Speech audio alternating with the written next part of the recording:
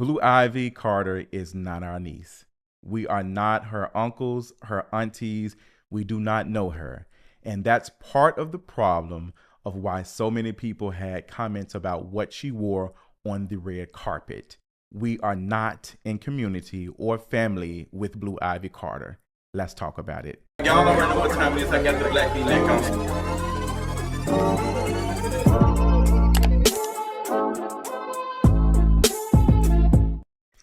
What's going on, you all? I am feeling a way about the response to Blue Ivy on the red carpet for The Lion King. And this is the part of the internet that makes me want to leave. And I honestly did not want to do this video. That's why I'm late to the party, but I felt the need to do it after reading this. I don't know what you want to call it, like a post or something from Essence, which was really deeply disappointing. And I have a lot of respect for Essence magazine. But the post that they shared on Instagram defending Blue Ivy Carter, which was necessary, it missed the mark. And the post that they made, you would have thought it was written by stans. This is Essence magazine, a publication that is known for having writers on there. And you had someone on there that was giving blog posts. Blue Ivy Carter is not our niece. This was a conversation that could have been spearheaded, and Essence could have taken this moment and did something big. We don't have that many publications left. A lot of these publications have been bought out. They're not producing well quality stories and things and written pieces about the culture. And Essence magazine had this intern written stan account post about Blue Ivy being our niece and all of this language that came off very like y'all are poor and Blue Ivy Carter is way more what's the name than you all, and all of that. It's just a lot of the things that were said in there was just like it was classist. It was very elitist. It was all of the things. And I'm like, okay, can we just talk about the policing of black girls? Can we just talk about that? Can we stay on message instead of the low-hanging fruit? This is one of the things that makes me nervous about whatever era we're heading in, and this anti-intellectualism that is happening, where we are getting fluff pieces like this instead of well-thought, produced things. And there are people who are doing these things for free on social media, tweeting about it, who could be elevated, who could be paid to write these brilliant pieces. But you're seeing such a disdain for quote unquote think pieces. And if you don't know it or not, there is literally a think piece about any and everything. It takes me back to what was said on The Devil Wears Prada, in that, yes, this color may not mean anything to you, but it has a lot of history to it, how they came to it, how it became a fashion thing. Everything can be a think piece. Twitter is for thinkers. Twitter is for people who have opinions about things.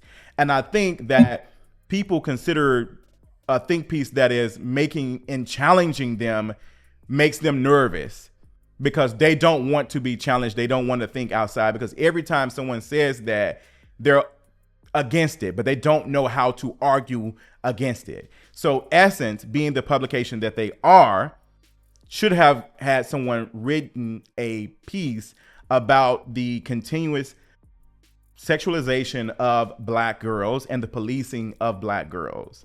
They could have did that, and it would have been received very well. Like, it would have been received, and something that would have been etched in time, where when this conversation comes back up, which it will, with another black girl in different forms, we can come back to this piece because the work is already done.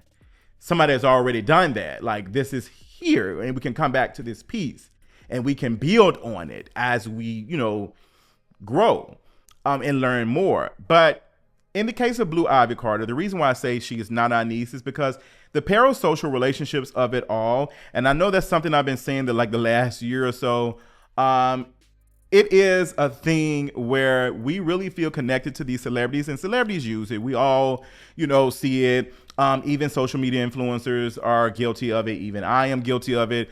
In this case, with Beyonce being as big as she is, Blue Ivy is like, we're considering that our daughter or our niece or whatever, like we're in the family of Beyonce. And it's just, we are not a part of these folks. We are not in community with Blue Ivy. Like, yes, it's not the same as walking in the gas station and saying, you know, what's up, Unc? Or speaking to somebody and say, you know, using language that is family oriented in a space where, you know, you're around folks. Like, none of us have access to Blue Ivy. None of us can talk to her. None of us are on the school roster to check her out of school. Like, we don't know this girl.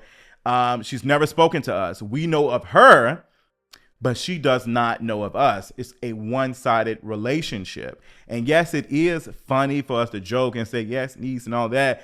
But a lot of these things are not jokes. Like, some people really think that it's like, it's serious for them. There was one thing that was said that made sense to me, but it was missing a little something. And that was a conversation about Blue Ivy being rich, like her having money. And this is not the same as you going to your prom or whatever. Like, these folks have money. Yes, which means that she's going to have the best of glam, point blank, period. And even with that being said, you don't think that Beyonce, specifically Beyonce, Giselle Knowles Carter, did not think about what Blue was going to wear? You don't think that they went through and did PR for what outfit she was going to wear, because they know how disgusting a lot of us are online and how we have been policing and talking about this child for the longest, to the point that she saw the critiques about her dancing and she improved on that, and how people were joking about her hair when she was a baby. You don't think that she has to be a little bit more on Blue to protect her, but also keep her from unnecessary comments? You're not telling me that Beyonce, and including Jay-Z, didn't check to make sure that this was quote unquote age appropriate. Everything about that dress was age appropriate, whatever you want to call it. She had on a Cinderella style ball dress, or it gave, this is what a child would wear. But what the issue is, and I hate to even say this, but I'm saying it because I want folks to understand how we do Black girls, because I'm speaking from someone who mother dealt with the same thing when she became of age and started to develop. Being in the era that she was in, people associated you developing with you being active, and they want you to slow. Oh, you must be doing you fast. Like, this idea of fast is only used on Black girls, because they, like, Black girls are already losing that innocence immediately. Like, you're a Black girl, like, you have no innocence. We're taking that from you. That all of that is going. Is just like, I'm just living. I'm coming into my own.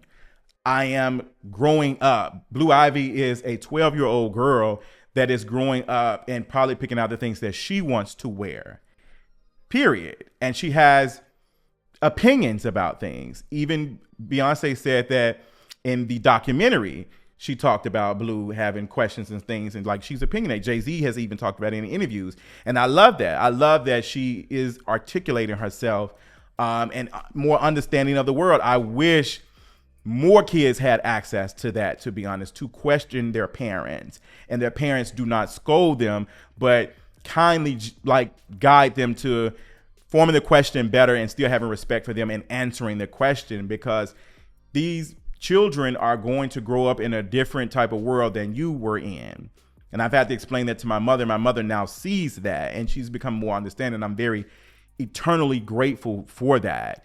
And in this case, like, seeing everyone responding to what she had on and how folks were saying that she's, you know, this is too much and da-da-da-da. I'm just like, no, y'all just, one, the parasocial relationship is beating y'all up. And then two, you already see Black girls as that. Like, you already have an image of how you see Black girls, period.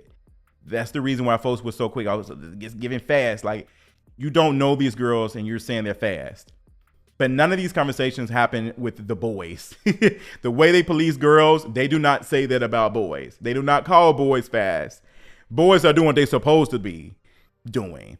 but girls can be too fast. What does that mean? Exploring the reason why fast even exists. Y'all are sounding no different than your grandmothers and your great grandmothers who were telling you to put on pantyhose, who were telling you to wear certain things, stockings and things to cover your legs up. Y'all are no different.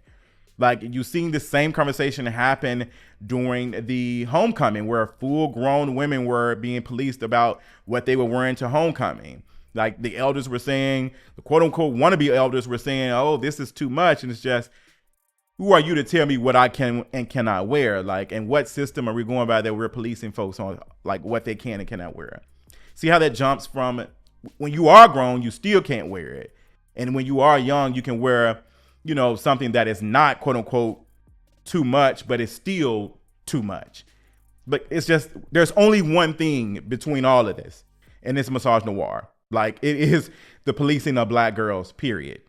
Even black grown women. You see it all the time. Remember that time where men were dragging women for having their things and stuff out all on social media and thirst trapping, and now what you see men doing all on TikTok, Instagram, and Twitter. All of them walking around doing videos and live streams on all these apps with no no underwear on, like doing jumping jacks, like thirsty for attention. And you don't see that same response to them. Like, you don't see that same response. But the moment, oh, you must do OnlyFans. It's just like, girl, no, you've already sexualized me before.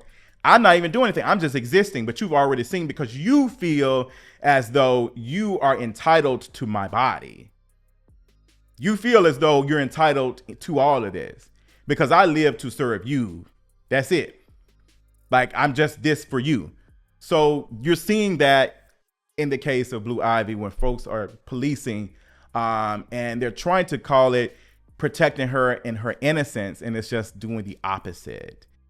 It's doing the opposite. And we need to do a better job of how we're having conversations with young adults about themselves and their bodies and things, because y'all are impacting a lot of trauma on young kids. I see it a lot. Like, you see it, like the running joke about how folks were so conditioned when they were young, and when they got out and free, they didn't know what to do. They didn't know how to navigate life. Like, you see it. I've seen it with some friends and things. We need to do a better job. And I feel like Essence in this moment could have used that and talked about like what this was. Paid a writer who could have worded even better than I am doing right now how the policing of black girls affects black girls, like even the celebrity black girls, and how people felt entitled to give commentary on it. Yes, we're not going to be able to eliminate everybody and their comments on it, but we will be able to at least educate and inform some who are interested in listening and taking something from that, even if it takes them some time to receive it. But yeah, like, I thought the dress was beautiful. I thought Blue Ivy looked amazing. I thought that it was well done. Her makeup, everything looked good. She looked good on the red carpet with her mother and father. It's a brilliant time. Like, she was on the red carpet for a movie that she did a voice for one of the characters. So what did you expect, that she was going to come out in a like pajama outfit? And even that, like, even if a child had on pajama stuff, I just don't get it. Like, you see that even when like what do you expect kids to wear? Like, even they go to the beach and stuff, what do you want them to wear? Like, this policing and stuff that you're doing. And you know, how we're not talking about why that exists. Like, there's nothing that was wrong with that outfit at all. And I really did not like Sherry Shepherd's comment on it, saying she wasn't fast. She wasn't fast. I'm like, girl, please keep that in out your vocabulary as a black woman. She wasn't fast. She would see how she just did it automatically. We don't even see any black girls on the red carpet doing that.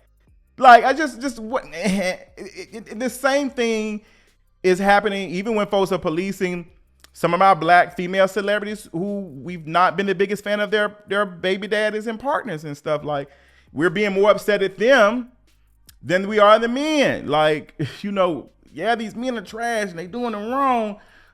Some of them, I mean, embarrassing them, but you know, they got to learn just like everybody else has to learn. And we don't know these folks. And I say there's somebody who does commentary on it, but yeah, you see where I'm going. But yes, that's what I thought about it. I just, you know, I'm thankful for some of the folks who did offer their thoughts on the commentary of Blue Ivy's dress and how it was titled. I did appreciate folks who took the time to talk about what was coming from the commentary on Blue Ivy's dress and what it meant for folks to say that it was too much. So shout out to those people. That's all I got. Let me know what you thought about my commentary on the things. Let me know in the comments, and I'll talk to y'all later. Bye.